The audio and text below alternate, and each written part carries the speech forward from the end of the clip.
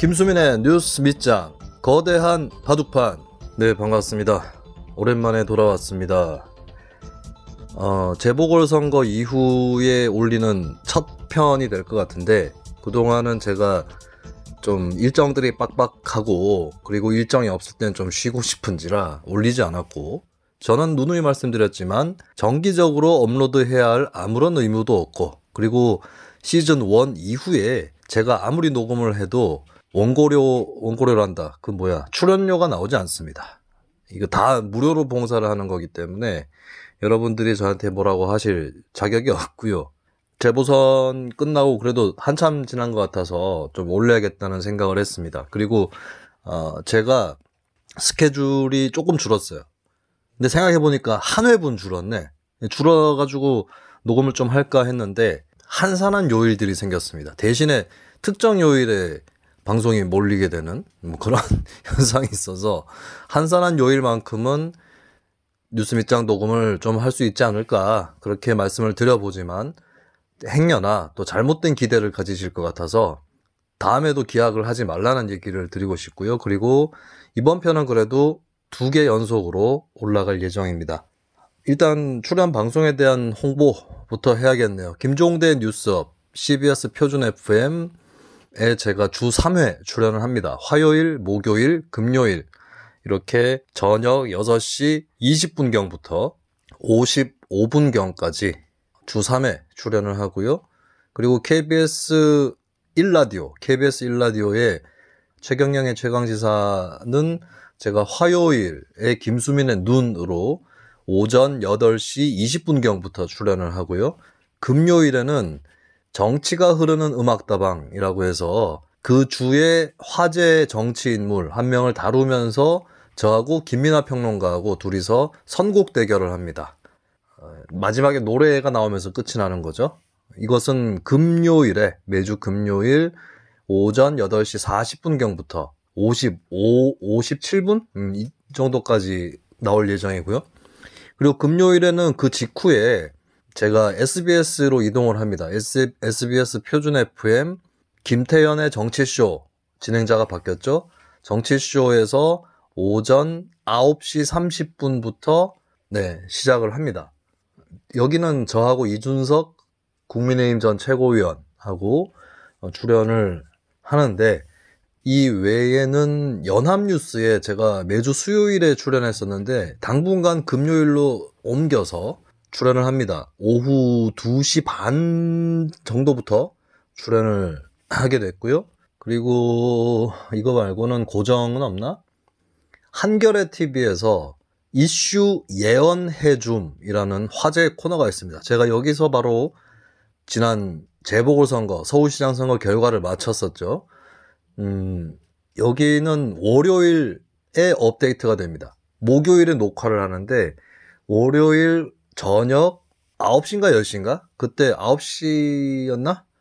그때 업데이트가 됩니다. 그리고 MBC 경남에서 하는 바로시사라는 프로그램이 있는데 거기서 김수민의 콕이라는 코너가 매주 수요일 시간대로는 오후 6시 40분경 그렇게 또 나오는 코너가 있고요. 그 외에는 제가 고정이 또 있었나? 없었던 것 같긴 합니다. 그 밖에는 비정기적으로 출연하는 TV 프로그램들, 라디오는 비정기가 없고, TV는 제가 연합뉴스는 고정은 주 1회지만 코로나까지 합쳐가지고 주 2회 정도, 많으면 주 3회 이렇게 나갔었던 것 같아요. 앞으로도 그럴 가능성이 좀 크고요. 그리고 SBS CNBC에 직설이라는 프로그램이 있는데 거기에 제가 곧잘 나가는 편입니다. 한 달에 한 2번 정도 나가나? 그 정도 있고, 그 다음에 제 글을 읽고 싶다고 하시는 분들은 제 페이스북에 오셔도 되지만은 일주일에 한 번씩 업로드되는 뉴스플로우라는 매체에 김수민 칼럼, 이렇게 제가 글을 쓰는 코너가 있습니다. 아직까지는 시사평론 시장에서 버티고 있습니다. 소득 수준도 이 정도면은 그냥 이 수준에서 계속 갔으면 좋겠어요. 더 늘어나거나 이게 아니라 이 수준에서 계속 갔으면 좋겠습니다. 과거에 제가 한창 많이 벌 때는 아주 잠깐이었고, 그거는 뭐 많이 벌 필요가 없는 거였죠. 네, 그 프로그램에 계속 몸담고 있었다면 좆되는 수가 있기 때문에 제가 제때 잘 빠져나온 것 같습니다. 아, 그리고 내가 진짜 빈정이 상한 게 있는데, 허승규의 뉴스 농장이라고 뉴스민에서 새로 띄운 팟캐스트가 있습니다. 벌써 몇 달이 됐는데, 이 뭐 구독자 수가 별로 안 늘어. 내가 지난번에도 방송 때 그렇게 홍보를 하지 않았습니까? 도대체 김수민의 뉴스 밑장을 듣는 사람들은 누구인가? 갑자기 궁금증이 밀려요. 왜냐면 제가 이렇게 댓글이라든지 뭐 좋아요 누르는 거라든지 이런 걸로 느끼는 거에 비해서 조회수가 되게 많습니다. 그러니까 유튜브만 보는 애들이 뭐 조회수가 이거밖에 안 되는 주제에 뭘 방송을 하냐고 찍고 까부고 자빠졌는데, 유튜브로는 저희 청취자 절대 다수가 유튜브를 안 들어요. 그러니까 팟캐스트의 그 팟빵 쪽으로 듣습니다. 저희 청취자 절대 다수예요. 팟빵의 조회수하고 유튜브 조회수하고 엄청 차이 납니다. 유튜브 조회수의 20배? 팟빵 조회수가? 그 정도 되거든요. 그때에 따라서 이게 조금 편차는 있겠지만은 팟빵 쪽이 월등하게 많습니다. 그래서 팟빵 조회수를 보면은 깜짝깜짝 놀라요. 저는 관리자가 아니기 때문에 그때그때 조회수가 얼마인지 확인이 안 되거든요. 가끔씩 천용길 대표한테 물어보는데 생각보다 너무 많아요. 근데 제가 왜 놀라냐면, 들을 거 다 들어놓고 왜 내가 시키는 대로 안 해? 내가 시키는 대로 왜 안 하냐고. 빨리 허승규의 뉴스 농장 가가지고 구독 눌러주세요. 주로 이제 경북 안동이나 이쪽 얘기긴 한데, 안동뿐만 아니라 뭐 대구 경북 전반의 얘기도 있고 하지만은 어쨌든 김수민의 뉴스 밑장도 어차피 대구 경북 프로그램 아니었습니까 원래.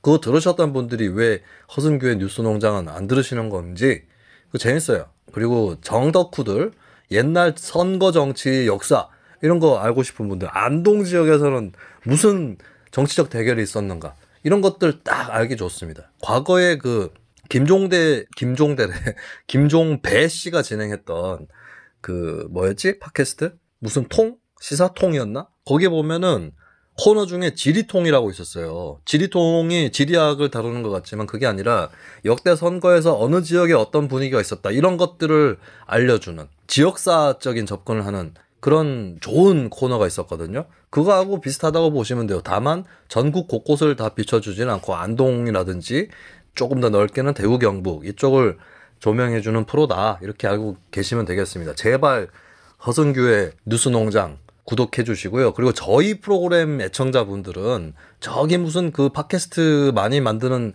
그런 데 있잖아요. 그쪽하고 별로 안 겹치잖아요. 왜냐하면 거기 겹치는 사람들은 여기저기 구독을 많이 누르기 때문에 목록에 뜨는 프로그램이 대단히 많습니다. 근데 저희는 뉴스 밑장, 저희 청취자분들이 다른 팟캐스트를 듣는 게 별로 없을 거예요. 많지 않을 거라고.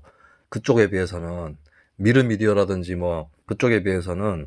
그래서 구독 목록에 허성규의 뉴스농장 그거 하나 올라간다고 해서 뭐 복잡한 것도 아니고 헷갈리는 것도 아니니까 좀 구독, 좋아요 눌러주시기 바랍니다. 우리 프로는 우리 애청자들은 이미 눌렀을 거기 때문에 우리 프로에 누르는 게 아니라 허성규의 뉴스농장에 좀 눌러주시라 라고 하는 거고, 김수민의 뉴스 밑장이든 허성규의 뉴스농장이든 간에 팟빵이나 이쪽으로 후원금 좀 쏴주세요. 유튜브로도 쏴주시든지. 예, 그 후원금은 사실 저한테 오지는 않습니다. 저는 그냥 시즌 1 끝나고 나서는 무료 봉사를 하는 거고 다 뉴스민으로 가요. 뉴스민의 재정에 도움이 되고 이런 언론이 있어야 되지 않겠습니까? 여러분들이 생살 여탈권을 쥐고 있다라고 하는 것을 좀 알아주시기 바라겠습니다. 그리고 저는 이제 뉴스 밑장에 대해서 몇몇 분들이 좀 문의가 들어오시더라고요. 메시지가 오기도 하고 하는데, 다른 제가 출연하는 프로그램들만 들었을 때는 제 의견이라든지 또 심층적인 분석 이런 것들을 듣기가 어렵다. 그렇죠. 시간이 쫓기기도 하고 다른 패널도 있기도 하고 얘기를 하다 보면은 제가 풀어나갈 수 있는 얘기들을 다 하기는 어려운 그런 상황이 계속 펼쳐집니다. 근데 뉴스 밑장은 저 혼자 떠드는 거기 때문에 물론 들으시는 분들은 좀 지루하실 수 있겠죠. 하지만은 제가 갖고 있는 의견들 좀 깊이 얘기를 드릴 수 있는 그런 유일한 프로그램이죠. 현재로서는. 제가 어디 가가지고 이렇게 자세히 얘기를 하겠습니까? 그래서 때때로 찾아뵙도록 노력을 좀 하겠습니다. 자, 그러면은 일단 오늘은 그 이제 내년 대선이 있죠. 3월 9일에 대선이 있는데 이미 대선 시즌이죠. 이 정도 되면 재보궐선거 끝나는 대로 대선 시즌이 열린 거예요. 대선 시즌에 대해서 또 철이 다가오지 않았습니까? 그래서 제가 분석을 좀 시작을 할까 하고요. 첫 번째 오늘 편은 그 조국입니다. 예, 내년 대선에서도 중요한 변수가 됐어요. 이거 2019년에 그냥 깔끔하게 미안하다고 무릎 꿇고 사과하고 끝내지 씨발 이걸 뭐 여기까지 끌고 가가지고 얘들아.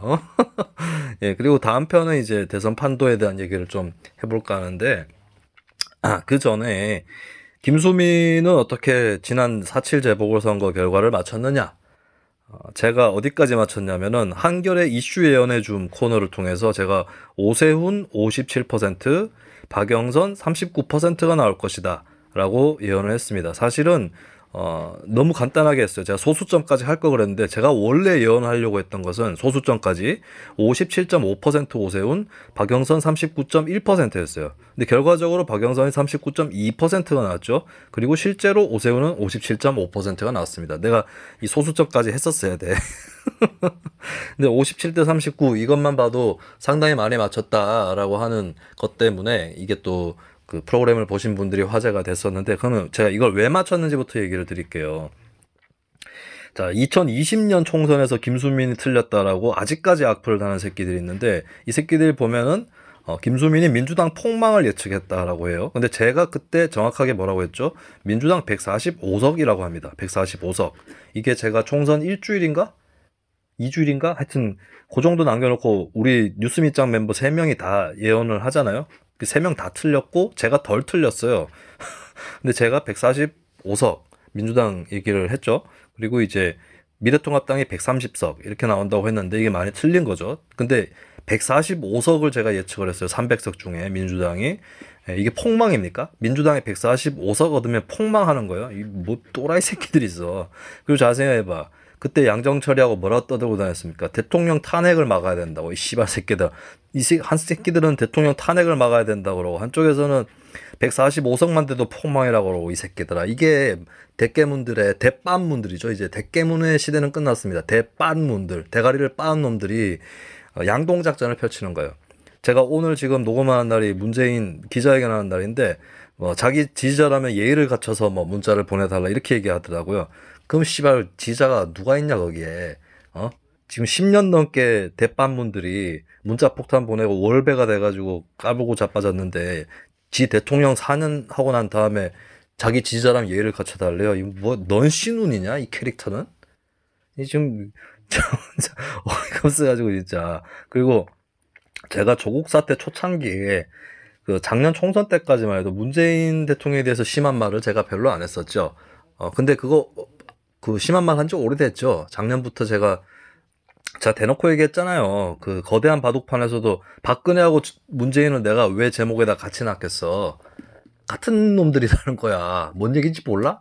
그래서 그거 들은 새끼는 악플 남겨놨더만. 근데 또 딴 새끼들은 딴 데 갖고 김수민은 문 대통령한테는 한마디도 못해요. 뭐 개소리하고 잡혔어. 니네 두목 씨발 지금 얼마나 신세가 한심한 꼬라지가 되는데 아직까지 정신 못 차리고 있어요. 자, 근데 제가 당시에 민주당 145석, 그 다음에 미래통합당 130석 예측했을 때는 만약에 그렇게 됐다면 민주당은 지금 이렇게 큰 위기가 오지 않았을 겁니다. 한국의 대통령 선거, 총선 이런 것들의 주기를 보면은 한 번 정권을 잡으면 2번까진 잡아요. 연속으로. 바로 정권을 내놓은 역사가 1987년 민주화 이후에 한 번도 없었습니다. 그리고 지난 총선 같은 경우는 제가 주기에 대해서 좀 가물가물했던 게 집권 4년 차에 치러지는 총선은 집권당한테 불리하거든요. 근데 이게 바로 박근혜 정권 때 드러났던 거죠. 2016년 총선 때. 근데 중요한 것은 이번 정권은 박근혜 정권이 2기였던 것과는 달리 1기 정권이었던 거예요. 2기였으면 그러니까 저는 이거는 확신합니다. 자, 다음 대선에 누가 집권할지 저는 50대 50이라고 얘기했어요. 한겨레 TV에서 재보궐선거 당일날 출구조사 결과 나오고 밤에 방송할 때 생방에도 얘기했고 그게 녹화가 돼서 편집본에도 들어갔는데 정권이 교체되느냐 정권이 유지되느냐의 확률은 정확하게 50대 50이 됐다. 재보궐선거 결과로 그렇게 됐다라고 말씀을 드렸거든요. 근데 제가 진작부터 확신했던 건 뭐냐면 2024년 총선에서 민주당은 참패합니다. 이거 확실해요. 특히 민주당이 다음 정권을 다시 잡으면은 이거 확실합니다. 2024년 총선은 민주당이 여당을 한 번 더 하잖아요. 그러면 2024년 총선은 민주당 120석 미만으로 나올 수도 있습니다. 그나마 야당을 한 번 더 하고 이제 국민의힘 쪽에 정권을 준 다음에 국민의힘이 개판을 치면은 민주당이 120석보다는 더 많이 나올 거예요. 그러니까 뭐냐면 제가 글도 한 편 썼었는데요. 이번 재보궐선거는 언제 결과가 확정이 됐다. 글을 썼습니다. 언제 확정되느냐. 2020년 총선 직후에 이번 재보궐선거의 결과가 확정됐다니까. 그때 너무 크게 이겨버렸다고 민주당이. 자, 생각해보세요. 저 한 명만 봐요. 저 한 명만 봐도 지난 총선 때 민주당이 180석 나오면서 제가 민주당하고 문재인 정권 존나 까기 시작했다고. 더 까기 시작했다고. 왜? 맘 놓고 때려야 되지. 국민의힘이 찌그러졌는데 국민의힘이랑 민주당 번갈아서 때릴 이유가 뭐 있어. 졸라 패야지.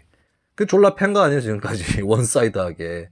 그럼 민주당 계속 악재 터진 거 아니에요. 악재 터진 거 보라고, 지난 1년 넘게 동안. 뭐 있었냐고. 자, 민주당의 김남국이가 뭐 국민의힘은 재보궐선거 이기자마자 이명박 박근혜 사면 얘기하냐 그러는데 그건 맞는 말이죠. 근데 지긋들은 민주당은 지난 총선 끝나고 뭐 했어요? 한명숙 복권부터 얘기 꺼냈다고. 한명숙이 씨발 그 뇌물 받아가지고 대법원 판결 받아가지고 그러면 재심 청구를 해 이것들아. 재심 청구를 안 하잖아. 계속 또 그 연기 피우는 거예요 지금. 스모킹 건은 없으면서 스모킹만 하고 있는 거예요. 이게 뭐냐? 한명숙 사건을 이제 조국 사건의 그 인트로로 쓰는 거죠. 근데 조국도 이제 이 새끼들 말아먹으려고 작정을 한 겁니다. 자, 총선 끝나고 나서 그 지랄을 하고 있어. 바로 직후에. 그 다음에 뭔 일 터집니까? 윤미향 터져. 박원순 터져. 오거돈 터져. 그 다음에 추미애 계속 터트려. 뭐야고 이게. 그래서 윤석열 대선 주자 1위 돼버렸어요. 그 사이에 뭔 일 터졌냐고 또. 추미애 그 닥짓하며. 추미애는 진짜 한마디로 내가 아가리를 닥치게 할 수 있는 게, 뭐 윤석열 얘기할 필요도 없어. 추미애한테. 아들내미 군? 그 얘기 할 필요도 없어. 사실 아들내미 군 문제 그냥 넘어간 거예요. 왜냐면 추미애 일단 계속 거짓말했거든. 주한미군 휴가 규정에 의거했다고 거짓말했는데 국방부에서 아니라 그랬어요. 주한미군 휴가 규정에 따르지 않는다고 얘기했습니다. 국방부에서. 그리고 부대 관리 규정 위반입니다. 뭔 부대 관리 규정에 전화를 해서 휴가를 연장할 수 있다. 내가 찾아보니까 피치 못할 경우에 휴가 복귀가 안 되면 전화를 통해서 연기할 수 있어요. 천재지변이라든지 뭐 가족이 돌아가셨다든지 피치 못할 그런 사정에 의해서 전화를 하면은 휴가를 연기하는 게 아니고 휴가를 지금 당장에 복귀를 못합니다라고 일단 신고하는 거예요. 휴가 연기가 아니라. 그러고 나서 최대한 빠른 시일 내에 복귀해야 됩니다. 그리고 복귀할 때 자기가 늦을 수밖에 없었던 것을 증명하는 서류를 들고 와야 돼요. 그게 부대 관리 규정입니다. 근데 그걸 가지고 무슨 김종민 최고위원 이런 새끼들이 방송에 나와가지고 이 방송에 나와서 떠들어버리면 어떡하냐고. 그리고 방송의 문제가 이런 거 떠들고 나면 나중에 검증을 안 해요. 이슈가 자꾸 바뀌니까. 그러니까 민주당 새끼들이 노리는 게 그런 거였습니다. 지금까지 계속 뭐 하나 띄워놓고 그 다음에 거기에 대한 반박이나 검증 이런 게 아직 준비가 안 된 상태에서 방송에 막 터트려요. 그러면 씨발 그거 다 아침에 출근길에 듣고 퇴근길에 듣고 진짜인 줄 알지. 그 추미애가 그렇게 넘어간 거예요. 군 문제는. 이거는 그 비리입니다. 휴가 비리. 병가를 나왔으면 병가에 필요한 병원 입원에 필요한 그만큼만 병가를 쓰고 나머지는 다 차감하도록 돼 있어요. 자기 일반 연가에서. 추미애는 거기서 위반이라니까. 이거 왜 그냥 넘어가냐고. 그래 그냥 넘어갔어. 넘어갔는데도 윤석열한테 져가지고 개판 친 거 아닙니까. 그러다가 어떻게 됐어요. 동부구치소 코로나 이거 하나면 끝입니다. 추미애는. 뭐 한다고 동부구치소에 코로나 다 번져가지고 재소자들이 살려주세요 100개에다가 글씨 써가지고 창밖으로 흔들고 거기다가 또 그 재소자들한테 방송해가지고 그런 거 변호사들이 뭐 소송해준다 이런 거 응하지 말라 이 지랄 까고 있어요. 코로나 동부구치소 이거 하나로 추미애 끝입니다. 이 뭐냐고. 그러니까 이거 180석 얻고 난 다음에 이 지랄 했는데 뭘 이기냐고. 그럼 자 제가 오세훈 57% 어떻게 예측했냐면 지난 총선 때 민주당이 지역구에서 얻은 득표가 49.9%였어요. 평균이 아니라 전체 지역구에서 49.9%뭐 편의상 50쯤 되죠. 제가 꼬라지 보니까 이 50의 3분의 1 정도는 이탈이에요. 50의 3분의 1 정도는 이탈이라고 봤어요, 거의. 그러면 얼마입니까? 3분의 1이 17이라고 하면 33이잖아요? 그 다음에 17이 그 오세훈이네한테 갔다고 칩시다. 자, 미래통합당이 지역구에서 지난 총선 때 얻은 게 41.5%가 그렇거든요? 여기 17 더해봐요. 그럼 58.5쯤 나오죠? 예. 그럼 박영선은 그래도 33%보다 많이 나오지 않았냐 하는데, 양자 대결이잖아. 서울시장 선거. 지역구 선거보다 더 강한 양자 대결이죠. 대충 해가지고 이렇게 따져보니까 박영선이 죽어도 40은 안 나오겠더라고. 근데 오세훈도 60은 못 넘겠더라고. 그래서 제가 어림에서 한 게 57대 39예요. 그랬더니 뭐 거의 비슷하게 결과가 나온 겁니다. 그리고 이거 잘 모르시는 분들이 있는데, 오세훈하고 안철수하고 단일화했잖아요. 단일화하기 직전에 여론조사 기관에서 3자 대결 조사를 합니다. LH 사건 터지고 난 다음에 오세훈이 1등으로 올라가죠. 3자 대결에서. 오세훈은 한때는 3등 한 적도 있어요. 3자 대결에서. 1등으로 올라갑니다. 그리고 안철수 3등으로 쳐져요. 처음에. 근데 시간이 지나다 보니까 민주당은 안 된다. 이 여론이 너무 커지는 거예요. 그리고 오세훈을 못 찍겠는 사람 중에서 민주당 찍느니 안철수 찍겠다라는 사람들이 또 생기는 거죠. 그러면서 어떤 결과가 나왔느냐. 오세훈 안철수 단일화 직전에 두 군데 여론조사에서 박영선이 3등으로 나옵니다. 두 군데에서. 막판에 그것도. 단일화 직전에. 뭔 얘기냐면 3자 대결로 갔으면 3자 대결로 그냥 가잖아요. 단일화 없이. 박영선 33%안 나옵니다. 박영선 겨우 찍은 사람들 중에 안철수 찍는 사람들이 있다고. 그러니까 박영선은 안철수, 오세훈 이 파이프가 두 개 꽂혀가지고 지지율이 센 겁니다. 그러다가 단일화 때문에 그나마 39% 나온 거야. 왜냐면 한쪽이 단일화되면 한쪽도 표가 결집하는 효과가 있으니까요. 3자 대결보다는. 3자 대결로 갔으면 박영선 33%안 나옵니다. 이거는 진짜 검증이 불가능하지만 그때 3자 대결 여론조사 결과만 보라고. 그리고 3자 대결 여론조사에서 안철수, 오세훈, 안철수가 1, 2등으로 계속 나오잖아요. 그럼 여론이 박영선 찍던 사람 또 오세훈, 안철수 중에 한쪽으로 찍는다니까? 박영선 찍으려고 했던 사람들 중에 오세훈 싫은 사람은 안철수 찍겠고 안철수 싫은 사람은 오세훈 찍겠죠. 이거 2007년 대통령 선거 때 그랬다고. 정동영이 3등하고 있었잖아요. BBK 이 사건이 잘 안 풀리니까 이회창으로 갔던 표가 다시 이명박으로 유턴을 하면서 그나마 이회창이 깔아앉으면서 정동영이 3등으로 올라갔지. 자, 이거 제가 두 번째 편에서 말씀드릴 텐데 다음 대선에도 그렇게 됩니다. 잘하면. 예. 자, 요건 넘어가죠. 그래서 이렇게 됐어요. 자, 선거 끝나고 나서 민주당에서 뭔 얘기가 나왔느냐. 조국 사태 잘못했다. 초선 의원들 5명이 얘기했어요. 5명 중에 1명은 왜 들어간지 모르겠어. 장경태라고. 예, 여기는 뭐 조국기 부대 아닙니까. 그리고 이 초선 의원들도 조국이 정확하게 뭘 잘못했는지 모르는 것 같아요. 근데 하여튼 조국 사태 잘못했다 해놓고 이제 뭐 사과 좀 하려니까 이제 문자 폭탄 양념질 난리가 났죠. 월배들이. 자, 그리고 거기서 끝나는 게 아니라 월배들이 최순실의 태블릿 PC 음모론이 있었듯이 USB 음모론으로 빨려들어가기 시작합니다. 자, 조국 사태는 안 끝났습니다. 조국 사태는 시즌2가 됐고요. 빨리 그 손절을 해가지고 작사를 내고 해야 될 판인데 지금 이재명도 조국 그거 사과해야 돼요. 이재명이. 내가 잘못 판단했다. 자기가 그걸 제대로 챙겨보지 못했다. 이재명이 사과를 해야 되는 타이밍이거든요. 이재명이 바보가 아니라면 본인이 민주당 대선 후보가 되면은 사과를 할 거예요. 되고 나면은. 근데 또 민주당에서 뭐 그 대선 경선을 연기하자고 대선 경선을 연기하게 되면요. 이재명이 사과를 할 수가 없습니다. 왜냐하면 당의 눈치를 봐가지고 당 기득권자들한테 승인을 받아갖고 대선 후보가 돼야 되는데 사과를 할 수가 없어요. 그렇게 되면. 자, 이거 완전 꼬이기 시작하는 거죠. 그리고 잘 생각해 보라고. 정경심 1심 끝난 거예요. 2심 대법원 남아있죠. 정경심만 남아있나? 조국 1심, 2심 대법원 남아있죠. 조국 동생도 2심 대법원 남아있죠. 대단하지 않습니까? 이게 내년 대선까지 갑니다. 이 상황에서 손절 안 하고 이제 늪으로 빠져들어가는 최순실과 태극기 부대, 우리 공화당의 전철을 밟아가는 이런 상황이 되겠습니다. 지금 뭐 정경심, 조국 얘네 지지자들이 대답하라는 건 대답 안 하고 이 새끼들 엉뚱한 새끼를 하고 얘기를 하고 있어요. 자, 위조한 입시 스펙은 동양대 표창장 한 장이 아닙니다. 많아요. 호텔 아쿠아팰리스 위조했죠. 뭐 또 뭐야, 서울대 공익인권법센터 인턴 위조했죠. 다 합쳐가지고 7개 허위 스펙입니다. 단국대 논문, 이게 제일 먼저 문제가 됐었잖아요. 조국 사태 때 제일 처음에.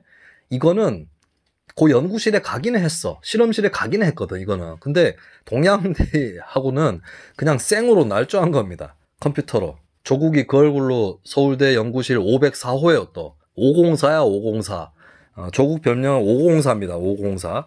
뭐 조순실이라고 해도 될 것 같고, 이거 보면은, 그러고 보면 조국도 이 글 쓰는 걸 좋아합니다. 잘 못 쓰면서 되게 좋아해요. 트위터에 많이 쓰고, 아시는 분은 아시겠지만 제가 예전에 2014년 지방선거 때 조국 씨한테 추천사 받은 적 있지 않습니까?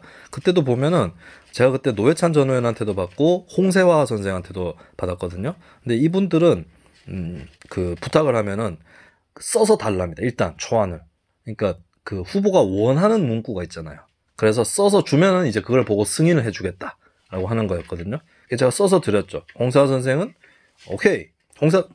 그분들 중에 제가 제일 잘 알고 뭐 단순히 공적으로뿐만 아니라 사적으로도 친밀감을 갖고 지냈던 분은 홍세화 선생이니까 홍세화 선생이 오케이고, 노회찬 전 의원 추천사는 제가 노회찬 전 의원이 마치 쓴 것처럼 그렇게 글을 썼어요.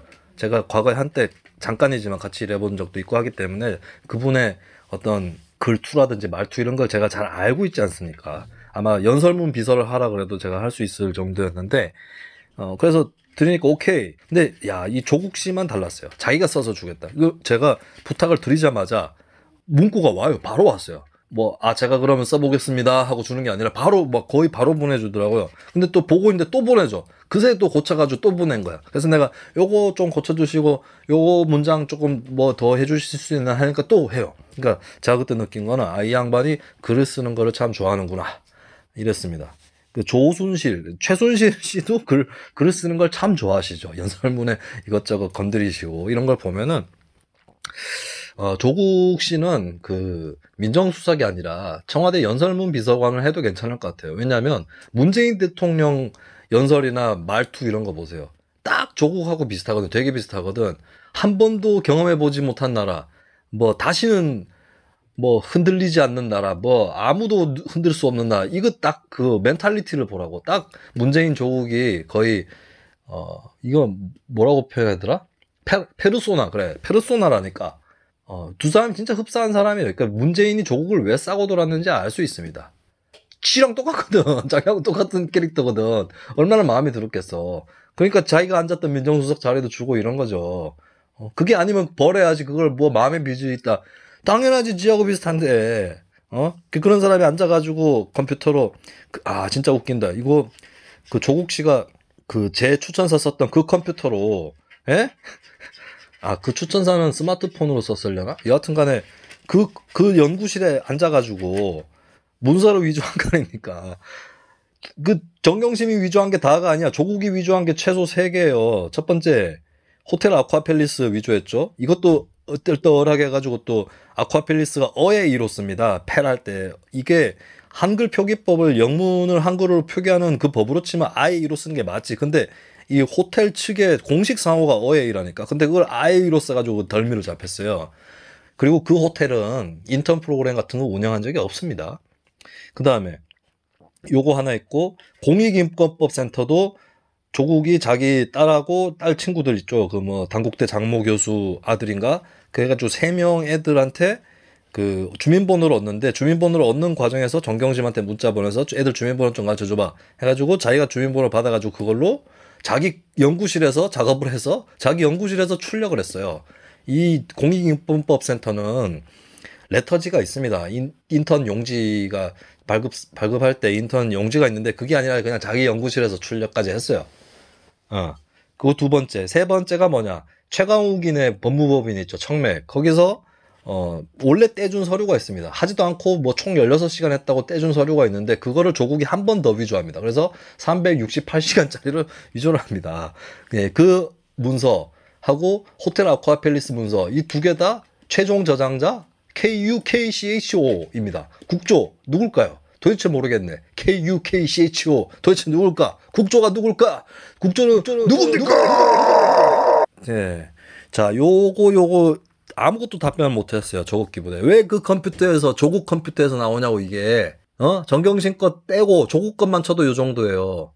그리고 조국 아까 전에 제가 얘기했지만 공익인권법센터 이거는 정경심이랑 둘이 문자 주고받아서 한 거기 때문에 공범이고 정경심도. 자, 근데 조국 기부대가 찾아낸 건 뭐였냐면 조국 기부대 너무 웃겨.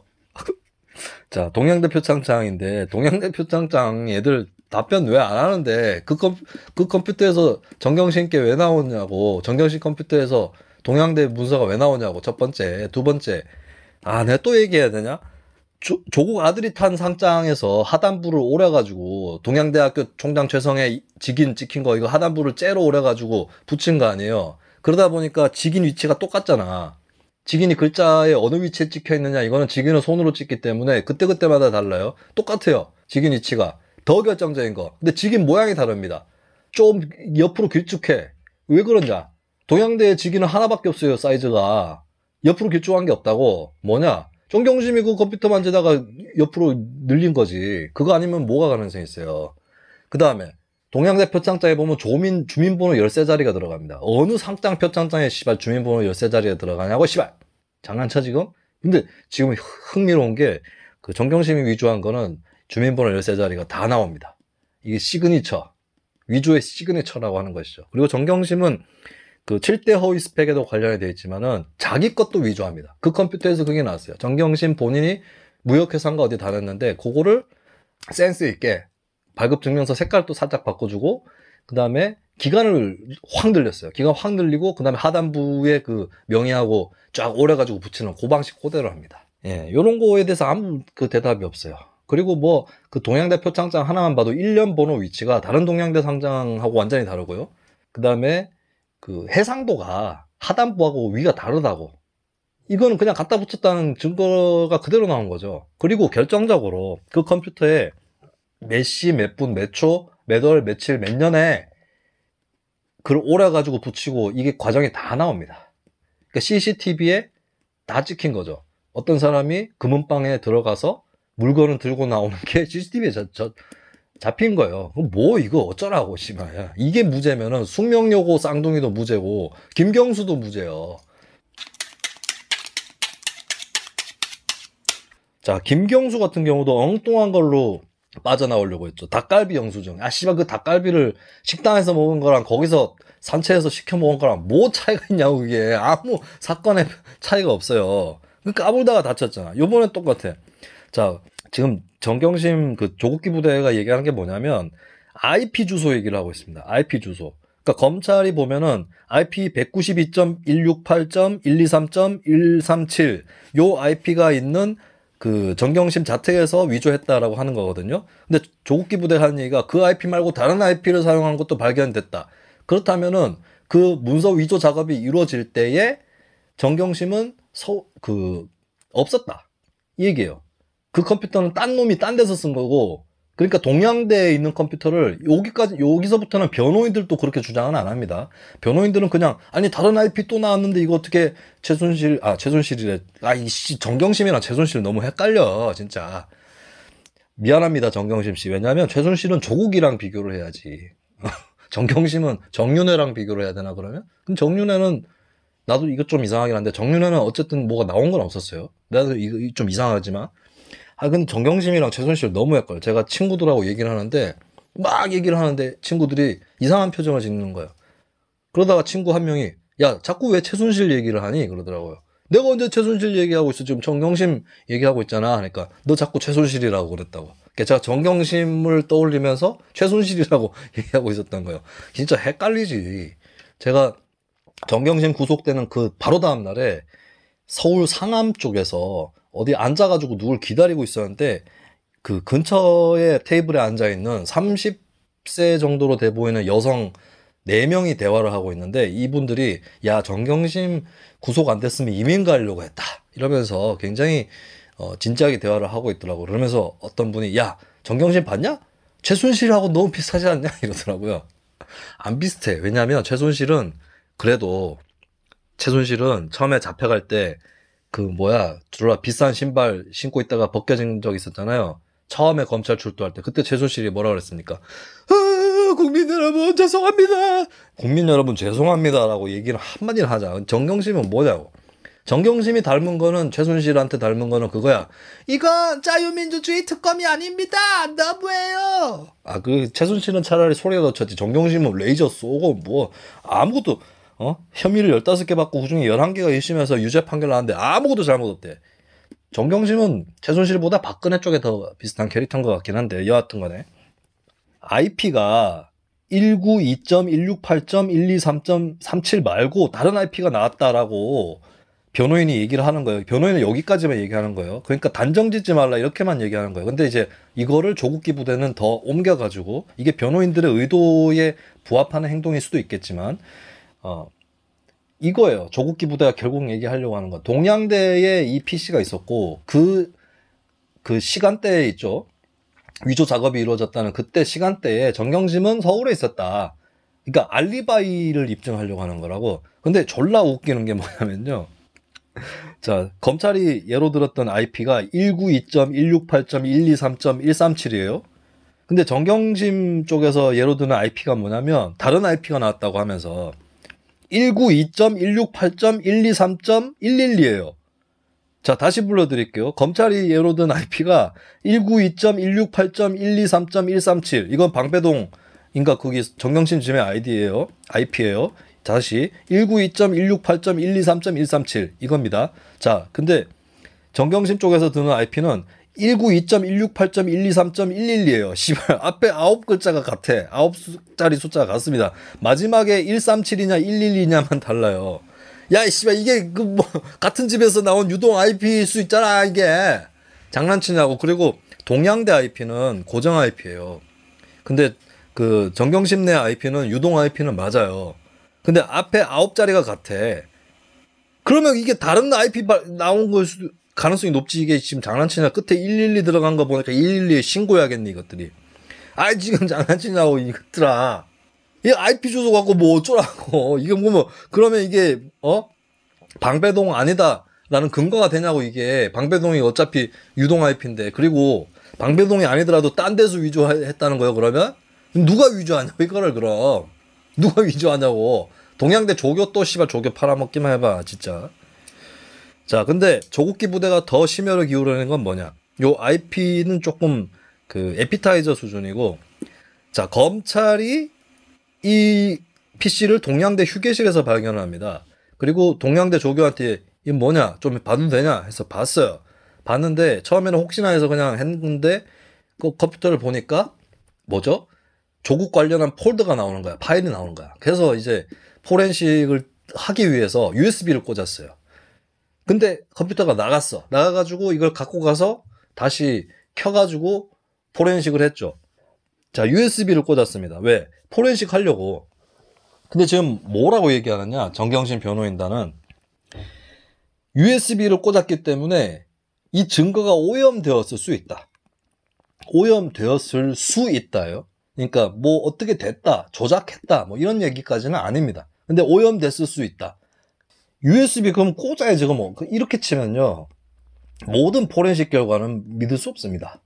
자, 근데 변호인단이 주장하는 거는 오염되었을 수 있다라고 하는 가능성이에요. 그 가능성이 있기 때문에 단정하면 안 된다 이건데, 자, 조국기 부대가 여기서 안 끝나죠. 조작했다. 검찰이 증거를 조작했다.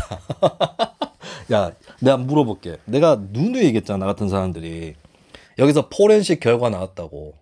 몇 시, 몇 분, 몇 초, 몇 월, 며칠, 몇 년도에 무슨 조작을 했는지 과정이 차례차례 다 나왔다고 했죠. 근데 그 새끼들 뭐라 그랬습니까? 쌩 깠잖아. 쌩 깠단 말이죠. 아니면은 그걸 누가 정경심이 했는지 어떻게 하냐 이지랄 했단 말이죠. 그래 놓고는 증거가 조작됐다. 그러면 그 증거가 나왔다는 거는 사실로 인정해야 되는 거 아니야. 근데 그러면 자, 2013년에 이 문서를 조작을 합니다. 포렌식 결과. 시간하고 다 나와 있어요. 그러면은 이거를 검찰이 2013년에 검스트라다무스가 파워 트위터리안인 서울대 조아무개 교수가 법무부 장관이 그로부터 6년 뒤에 될 줄 알고 미리 문서를 만들어 놓으셨어요. 그 조국 아들 상장 구해가지고 그거 스캔 떠가지고 하단부 오려서 조국 딸내미 표창장 만드셨어요, 검찰이.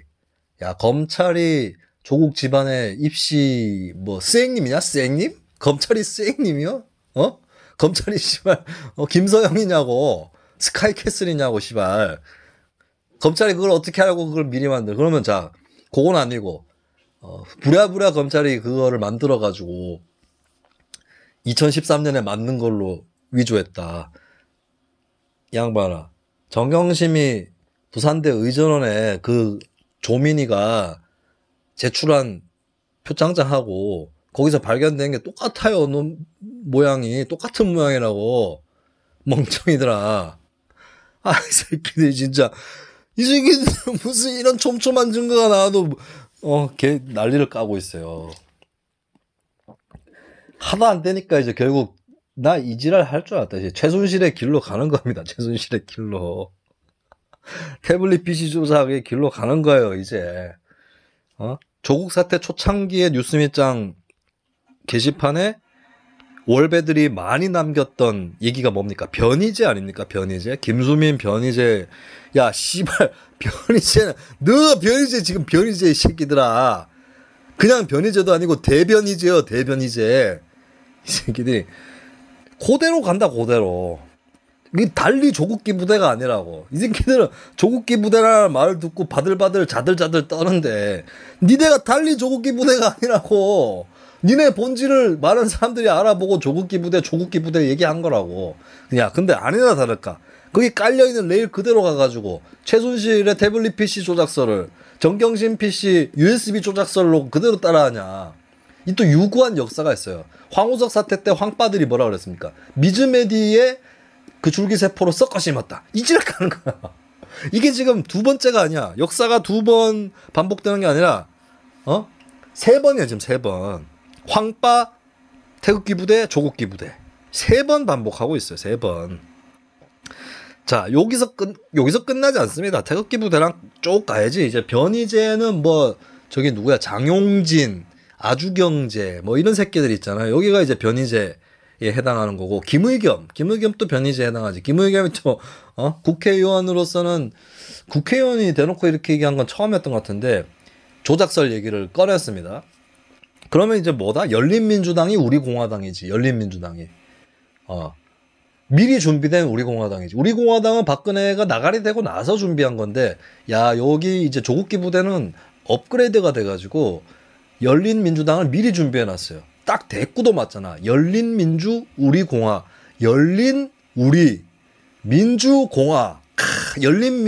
열린우리당과 민주공화당을 재조합한 게 우리공화당 열린민주당이요. 자, 그러면 조원진 누구냐? 김용민이지, 김용민. 자, 조원진 보세요. 조원진에 대해서 잊고 있는 사실들. 2016년에 박근혜 나가리 직전에 새누리당이 전당대회에서 대표를 새로 뽑습니다. 그 전까지는 내가 대표였습니다. 내 마음입니다. 김무성이 대표하다가 총선 패배의 참패의 책임을 다 뒤집어쓰고 나가리가 되죠. 그 다음에 새로 대표를 뽑는데 이정현이 됩니다. 안녕하십니까. 이정현입니다. 중상. 좀 봐주시오. 이정현이 되는데, 이정현이 대표가 될 때 최고위원 누가 되느냐? 1등 조원진입니다. 이건 모르셨죠? 최고위원 1등 한 사람이 불과 몇 달 만에 우리공화당 대표가 됩니다. 그때 처음에는 새누리당이었어요. 새누리당이 의석 129석에서 한 석으로 추락하는. 자, 요번에 민주당 최고위원 1등 누가 됐습니까? 김용민이 됐죠. 김용민이 또 되자마자 김어준 프로에 나가가지고 지지자들한테 수석 최고위원 만들어줘서 감사하다. 이지를 하면서 또 요새 뭐 지가 거의 대표인 것 같아. 대표 선거에서 뭐 한 표 차로 진 사람 정도로 까불고 있어요. 그러면서 뭐 또 검찰개혁 특위가 어쩌고 있다 얘기를 하고 있는데, 조원진의 행동도 요거랑 비슷했습니다. 조원진이가, 자, 요새 뭐 송영길이 무슨 변화와 쇄신을 얘기하고 있죠. 말도 안 되는 소리. 그리고 송영길이 무슨 비문비주류입니까? 개소리 하지 마세요. 요즘에 개아리 트는 놈들이 있던데, 이재명이 대선 후보 되고 송영길이 당 대표 된다고 뭐 달라진대, 민주당이. 씨발, 똑같은 데서 똑같이 핀 꽃인데 흙을 갈아준 것도 아니고. 자, 근데 이런 말도 안 되는 발령기는 새누리당이 합니다. 2016년에 새누리당이 이정현이 대표됐죠. 이정현 하면 뭡니까? 박근혜 딸랑이 아닙니까? 딸랑 이거 아니에요. 이정현이 근데 개파 청산을 얘기합니다. 자기가 대표되니까 폼 좀 재겠다 이거지. 달라진다, 우리 나아진다, 이런 거죠. 좆도 아니면서. 그 이정현이 개파 청산 얘기를 해요. 근데 조원진은 친박 모임으로 갑니다. 바로 끝나자마자 친박 의원 대의원들이 있던 곳으로라고 기사가 났습니다. 2016년 8월 9일에 조원진, 김용민 똑같이 가고 있는 거예요. 김용민이 제가 지난번에 작년에 국감 때 그 윤석열이 얘기를 했잖아요. 검찰총장은 법무부 장관의 부하가 아닙니다. 이 얘기를 하니까 김용민이 부하가 아니면 친구입니까? 뭐 이러잖아요. 이게 딱 그 이완영, 새누리당 이완영, 미워합니까? 아니면 좋아합니까? 이거 아닙니까? 딱. 근데 김용민이 많이 컸어. 이완영 수준에서 조원진 수준으로 큽니다. 이렇게 되면은 앞으로 글쎄 김용민이 그럼 열린민주당에 가서 열린민주당 대선 후보로 나오나? 약간 그런 시나리오도 좀 있을만 합니다. 네, 평행이론 얘기한 김에 몇 개 더 얘기할게. 문재인 박근혜 평행이론. 자, 문재인이가 퇴임 참모들하고 총 5명에서 청와대에서 만찬을 했습니다. 얼마 전에. 이거 사적 모임 금지에 해당하느냐. 근데 엉터리로 방역당국에서 업무 수행의 일환이다 라고 얘기합니다. 야, 지금 대통령은 뭐만 해도 업무 수행이냐? 근데 요 비슷한 얘기를 김기춘이가 옛날에 했죠. 기억하시는 분들 계실 겁니다. 대통령의 그 옛날에 세월호 때 7시간, 그게 하도 문제가 되니까 2014년 국감 때 얘기가 나왔어요. 그때 김기춘 비서실장이 국회 출석해서 운영위에서 뭐라 그랬느냐? 대통령 일어나면 출근이고 잠자면 퇴근이다. 야, 김기춘이가 살아있네. 김기춘은 살아있다. 아디다스.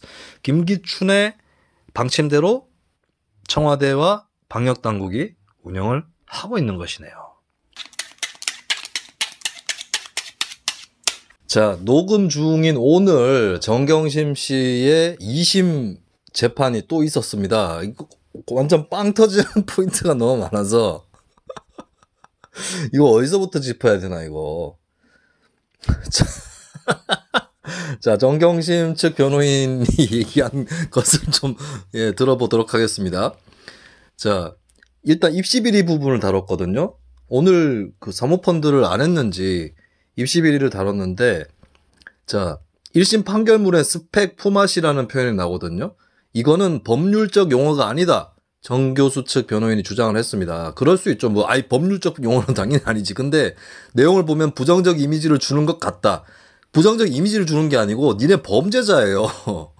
근데 여기에 대해서 한다는 말이 당시 현실이 그랬다 라고 주장을 했거든요. 이 뭐냐면, 그러니까 장영표 단국대 교수 아들에게 서울대 공익인권법센터 인턴십 확인서를 주고 딸의 단국대 논문 제1저자 등재를 받았다. 이게 서로 간에 FTA를 한 거예요. 근데 이게 스펙 품앗이다 라고 했을 때, 자, 이거는 위조입니다, 일단. 그러니까 서로 간에 기회를 주는 거를 소개를 해줘가지고 알선해줘가지고 스펙을 얻어내고 상대방한테도 주고, 이게 아니라 그냥 위조를 한 거예요. 그러니까 논문 제1저자 같은 경우는 논문 제1저자에 맞는 활동을 조민이 전혀 하지 않았죠. 뭐 실험실에 있는 기구 몇 개 건드려 보고는 했을 거지만 그렇다고 제1저자가 되는 건 아니거든요.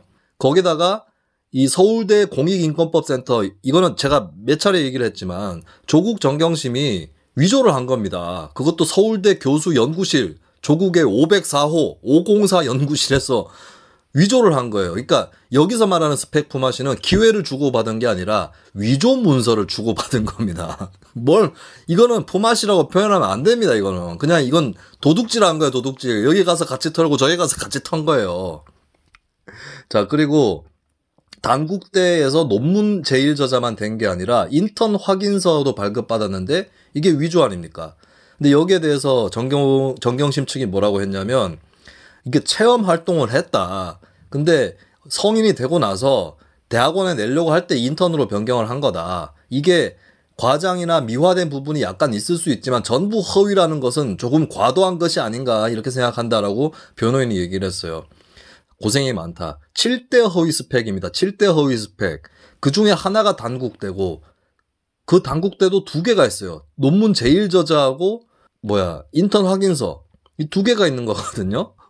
이거 언제 다 반박할 건데 이런 식으로 해가지고 아쿠아팰리스 호텔이랑 다 언제 할 거냐고 니네 컴퓨터에서 나온 증거를 가지고. 자, 그리고 어처구니가 없는 것은 지금 입시비리 이거 갖고 굉장히 입씨름을 변호인단이 하고 있는데 정경심이 징역 4년을 받았습니다. 1심에서. 미공개 정보 이용.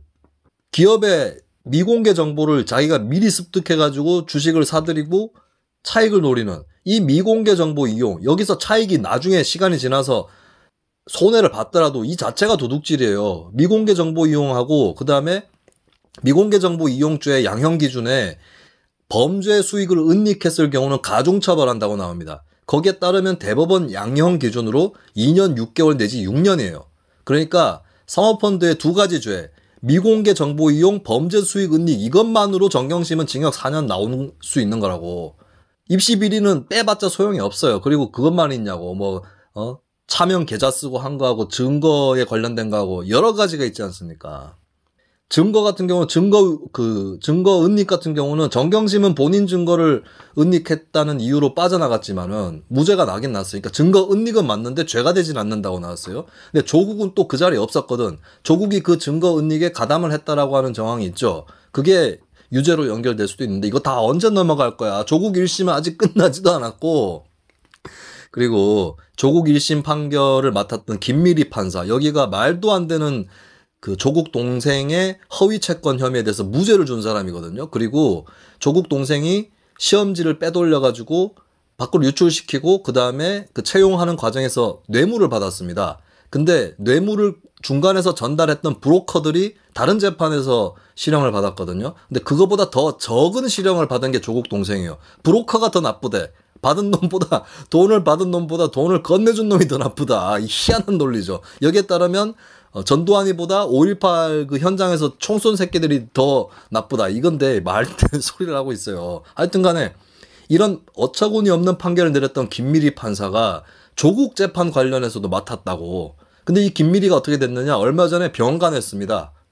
김미리가 예를 들어서 유재수 감찰 무마라든지 이런 것들이 직권남용 혐의가 걸려 있는데 제가 봤을 때는 사실은 유재수 감찰 무마는 직권남용까지는 안 될 것 같아요. 직권남용은 엄격합니다. 죄의 기준이. 그거 적용시키기 쉽지 않거든요. 그래서 검찰이 예비적 기소로 한 게 직무유기예요. 예비적 기소를 한 게 뭐냐. 아동학대 사망사건의 경우에 살인죄로 기소를 해놓고 살인죄가 까다롭잖아요. 입증하기가. 그러면 무죄 나오면 안 되니까 살인죄로 기소를 해놓고 예비적 기소로 아동학대치사 이렇게 걸어놓듯이 검찰이 직권남용을 걸어놓고 그 다음에 직권남용이 안 될 경우에 직무유기 정도는 된다라고 판단해서 예비적 기소를 한 거예요. 근데 직무유기인지는 내가 이것도 확답은 못하겠어 나도. 다시 말해서 유재수 감찰 무마는 조국이 업무를 해태한 건 맞아요. 근데 죄가 되냐 했을 땐 나는 무죄 나올 수도 있다고 봅니다. 근데 조국이 문서 위조한 거 이거는 절대 무죄 안 나옵니다. 이거 김미리가 어떻게 손을 쓸 수 있겠냐고. 병이 나게 생겼어요. 그게 깨병이 아닐 거야 아마. 그런 상황이에요 지금. 이거 언제 다 뒤집냐고. 근데 겨우 당국대 논문도 아니고 인턴 확인서 이거 갖고 뒤집기 시도하고 있어요. 이건 마치 야구에서 콜드 게임으로 져놓고는 마지막 공 하나에 비디오 판독 신청한 거랑 똑같은 겁니다. 아예 뒤집어 봐라 그럼. 그 다음에 이게 진짜 웃긴데 서울대 공익인권법센터 같은 경우는 그 센터의 담당자가 한인섭 교수였잖아요. 근데 한인섭 교수가 증인 출석을 안 했습니다. 1심 때. 그리고 한인섭이 여기에 대해서 내가 발급해줬다. 내가 발급해준 사실을 알고 있다. 이런 얘기를 하나도 안 합니다. 그것이 이 부분에 대해서 정경심 유죄가 나는데 하나의 간접 증거가 됐는데 이 간접 증거 말고도 많아요. 내가 아까 얘기했잖아. 서울대 공익인권법센터는 조국이 직접 위조했다고 정경심하고 메시지 주고받으면서 단국대 장영필 교수 아들 포함한 학생들 3명의 주민번호를 취득하고 이런 과정에서 그것도 인턴 공식 레터지가 아니라 자기 연구실 프린터로 출력을 했다고. 근데 이걸 가지고 무슨 한인섭을 다시 증인으로 불러달라 이러고 있습니다. 한인섭이 위조했냐 그럼? 그러면 동양대 PC에 앉아가지고 최성애가 표창장 위조하고 한인섭이 조국 504 연구실 컴퓨터 앞에 앉아가지고 한인섭이 위조했냐? 그러면 사모펀드는 조지 소로스가 했다 그래라. 그 다음에 자, 이 재판에 결정적인 킬링 포인트가 두 가지가 나오는데요. 변호인단이 이렇게 얘기합니다.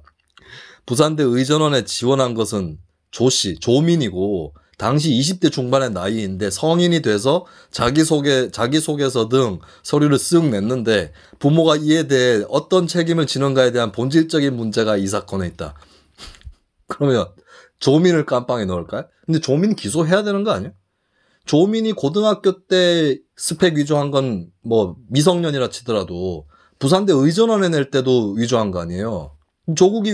조민이 위조를 한 거를 알면서 냈을 거 아니야. 서류를 부모가 냈을 건 아니잖아요. 근데 지금 얘기하는 건 뭐야? 부모가 어떻게 하냐 이 얘기예요 지금.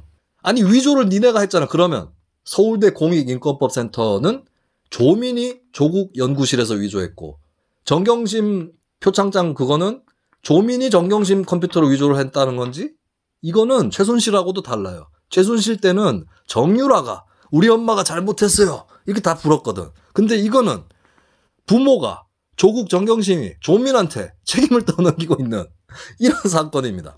근데 우리가 이미 알고 있잖아요. 각종 증거도 많지만 또 다른 죄.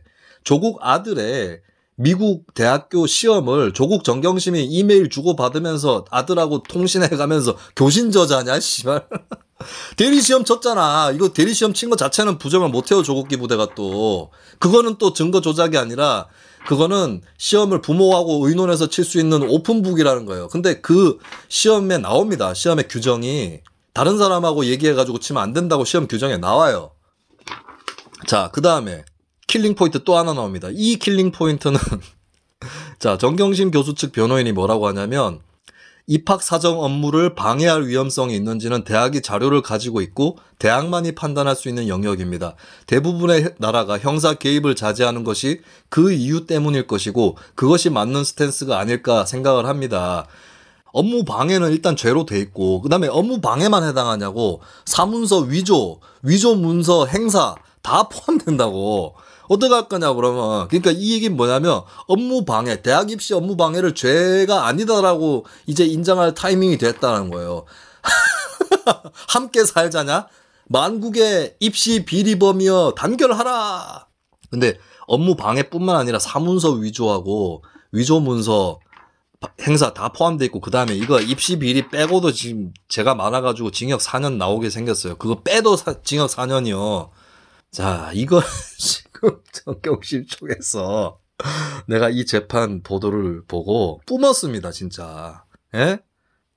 최순실보다 더해.